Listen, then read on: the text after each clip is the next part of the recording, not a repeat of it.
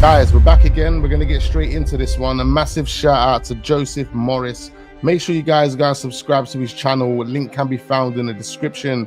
He's been doing a fantastic job in connecting the dots. Let's check this out. So new footage of where Jay disappeared has emerged, and it leaves way more questions than answers. The user wrote, quote, "Jay went missing in an area that is very popular for hiking, and locals set up stalls early. Shops are also open.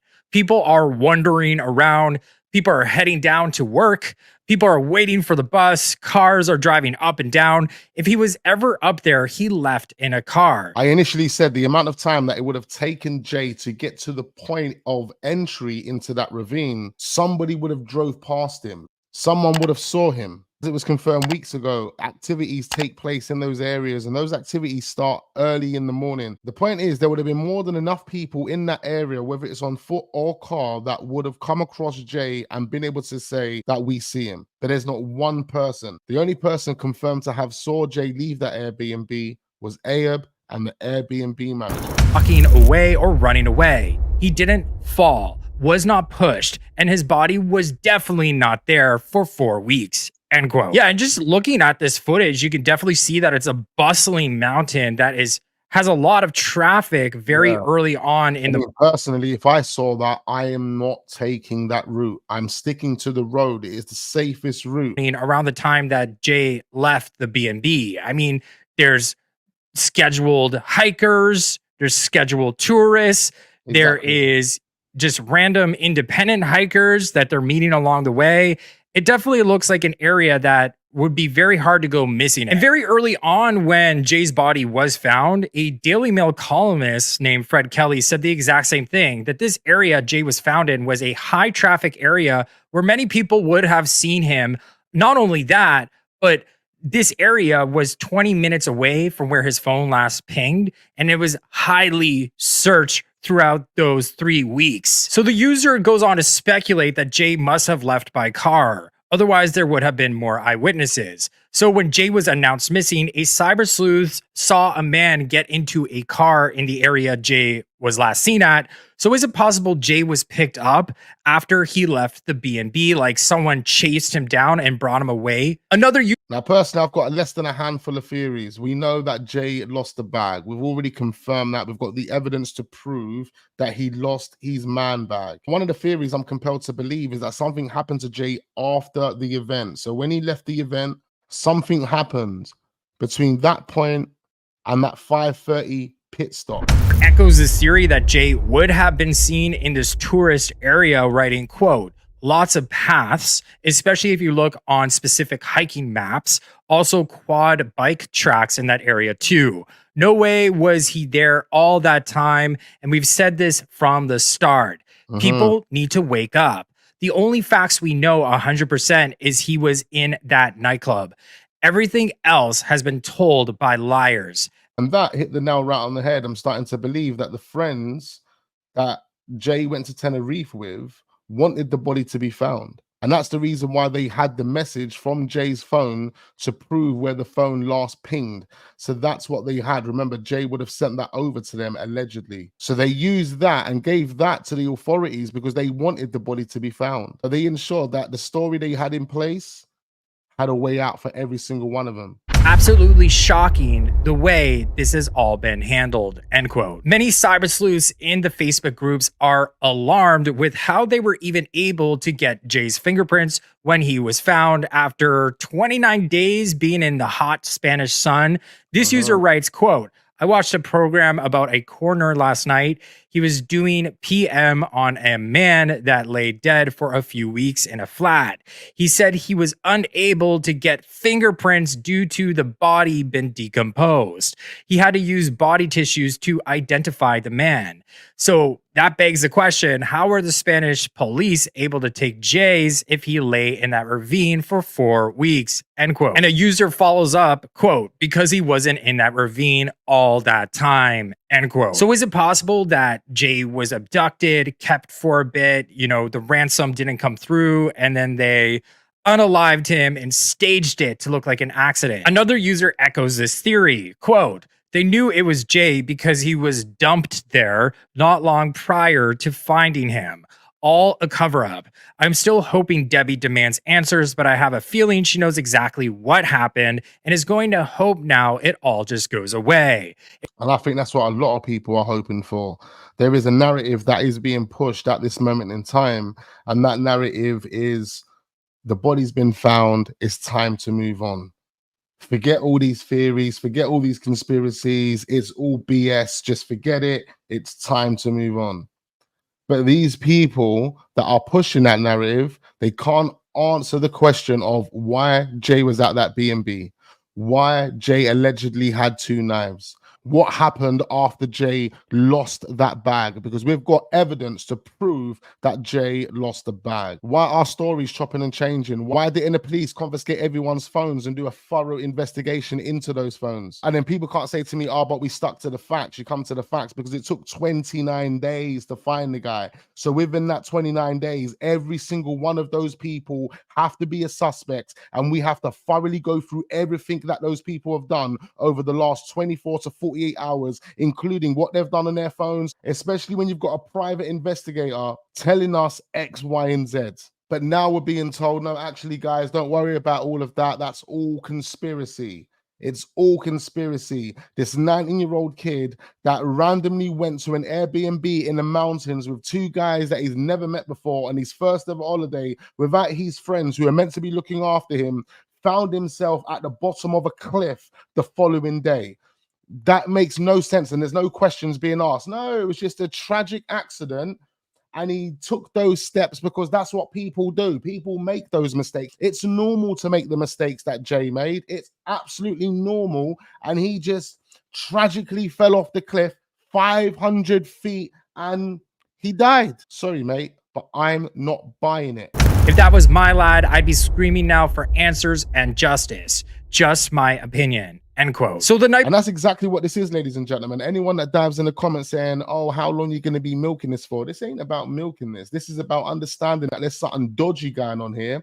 And we want justice for Jay and his family. We want to ensure that Debbie Duncan and his dad, pardon me, I don't know his name, they get justice for their son and they find out the truth. They don't just roll over and accept what these people are telling them. Before Jay was found, there was a huge football game, the Euro 2024, between Britain and Spain, providing the perfect opportunity to dump Jay's body because everybody was distracted by this game. Well, a boots on the ground searcher for Jay's body recorded a disturbance in the Masca Mountains the night before Jay was found. So was this somebody dumping Jay's body and calling in a tip to the Spanish police to find Jay? 2:30 in the morning, and normally Masca is absolutely silent. Yeah, I've been woken up, guys.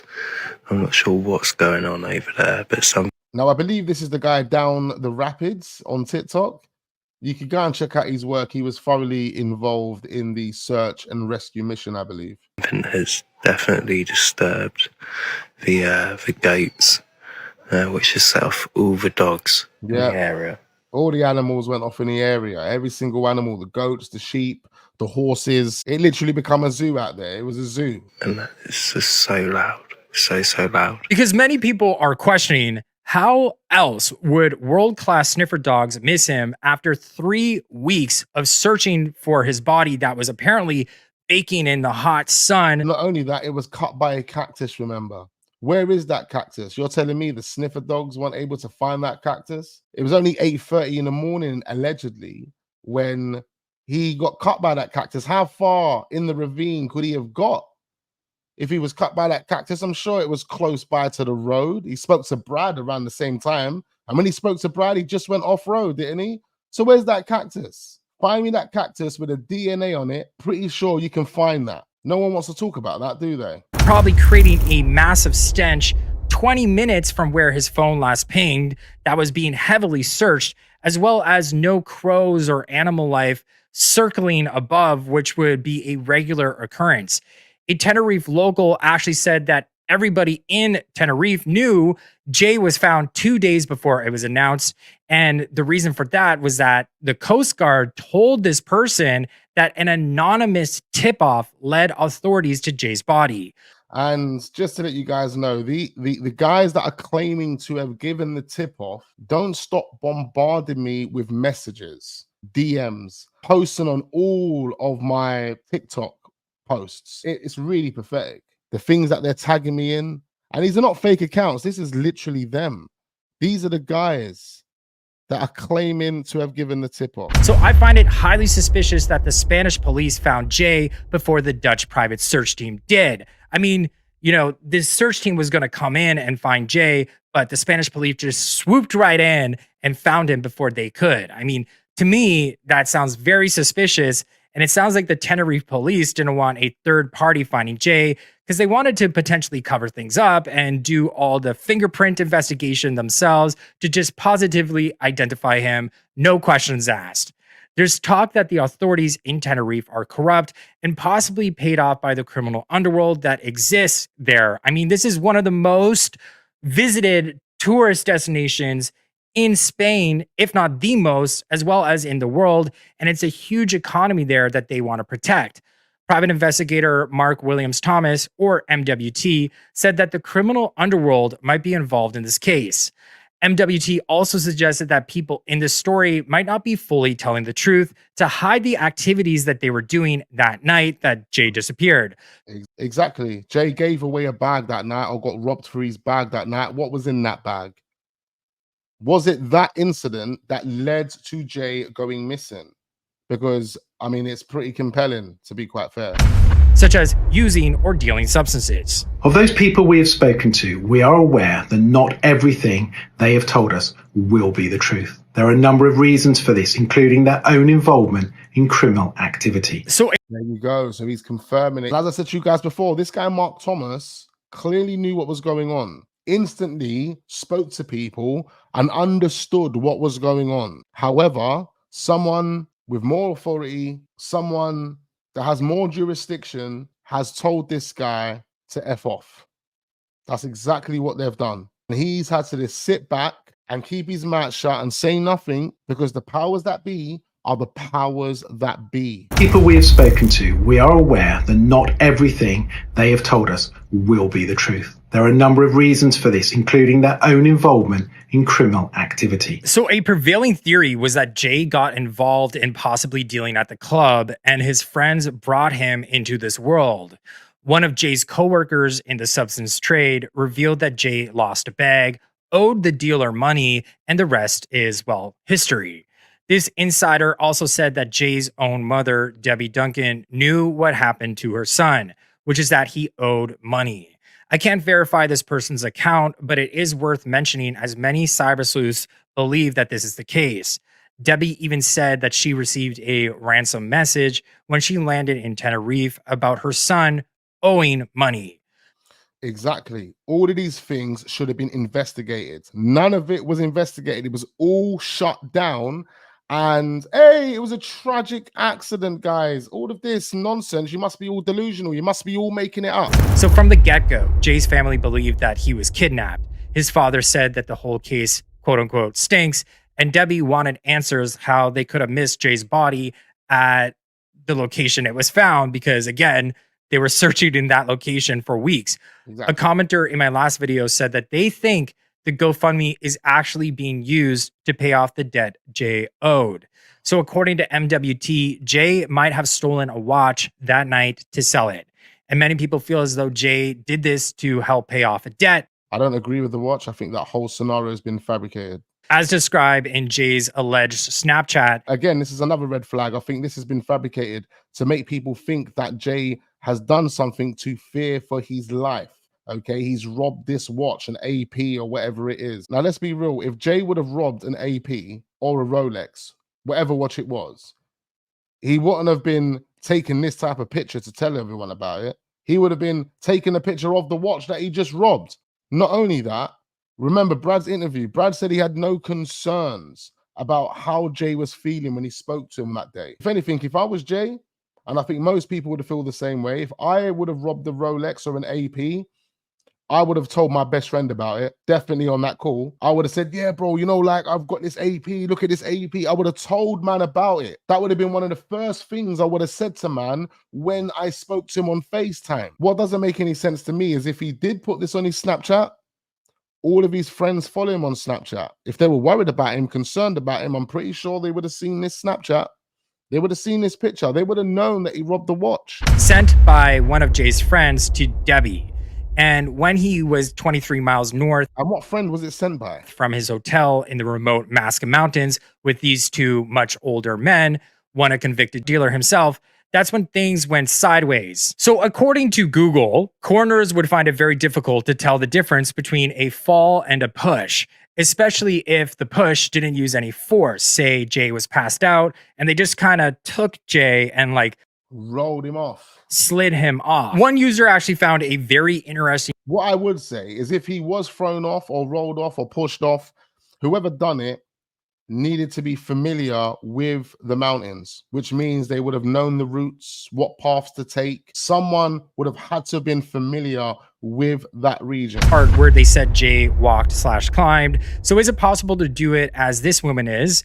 Not saying I think Jay did. This woman is probably experienced in climbing. Jay wasn't, end quote. So what are the chances that a Jay who was partying for 3 days decide to do this treacherous walk up a mountain? Yeah, I mean, this video is very interesting to me because, in my opinion, it looks like Jay really had to climb up a mountain to get to where he allegedly fell off. Like he would have had to gone out of his way to get up there to this huge height. I think they said he fell 500 feet. He would have to have climbed up to get to that height. I mean, this is apparently the path that Jay was trying to take. And you can see the highway right at the bottom here. So right down here is the highway.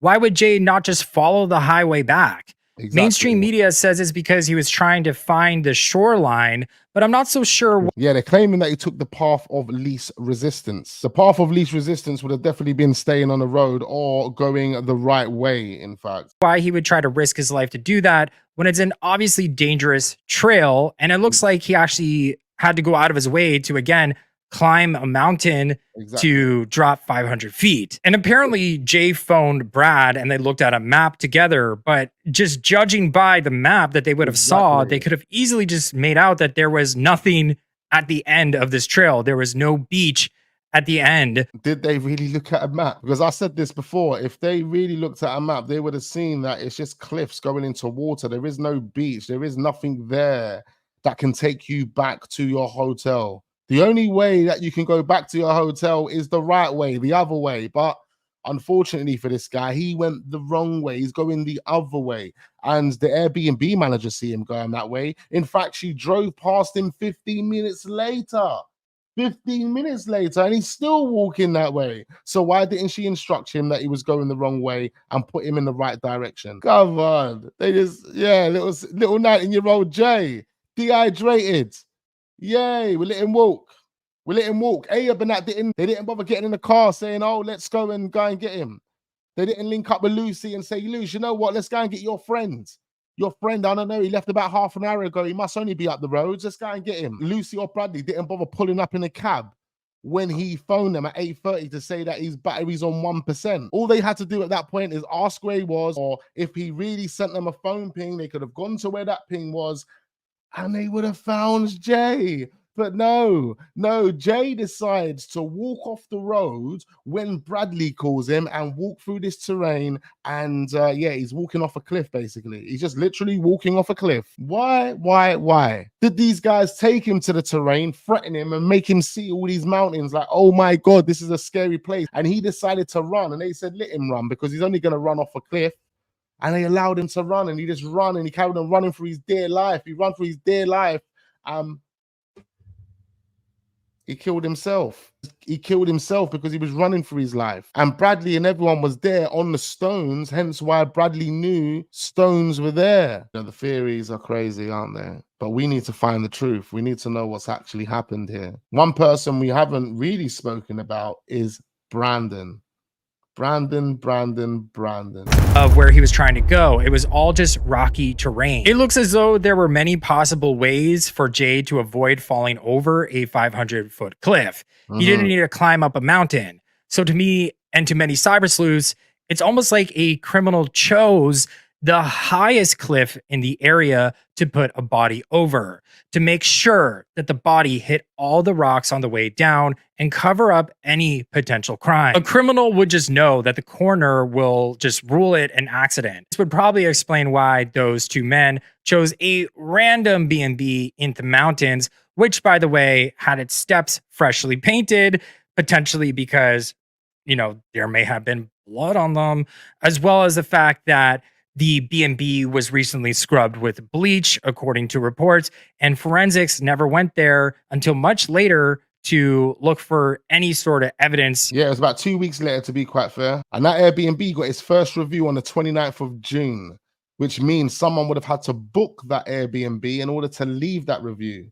It was the 29th of June, though. Remember, Jay went missing on the 17th of June, which means someone would have had to stay there after this case was ongoing. But that doesn't make any sense because the Airbnb should have been shut off due to it being under investigation. And that was the only review that that Airbnb had, and it was left by a Spanish account. And for some funny reason, the Airbnb then got booked for a whole 12 months thereafter, so no one could book it. So who booked it after A had booked it to then leave that review? And it sounds to me like the police botched the case. Jay's remains, if they were Jay's remains, were apparently found at the bottom of a very steep ravine, with apparently broken bones and a closed door open head injury. By closed door open, I mean through the skull or not, okay?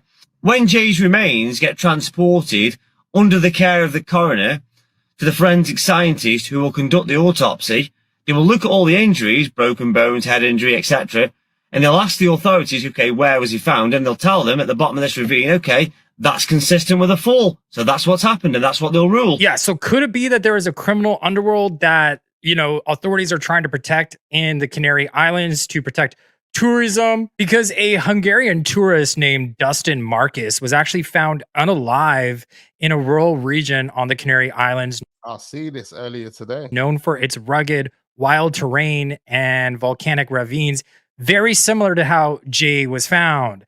So I don't know if you guys are familiar with a person by the name of Israel Keys, but this sounds like potentially people are unaliving, you know, many different tourists and staging it as an accident to get away with it. A great piece there from Joseph Morris. Make sure you guys go and subscribe to his channel right now. Link can be found in the description. This case is extremely interesting. They think it's over, but it's far from over, ladies and gentlemen. We're getting justice for Jay. So hit that like button, do subscribe to the channel if we are new. Turn our notification bells on so we don't miss out on future videos. We get that notification straight away as soon as we release. And I look forward to seeing you guys on the next one.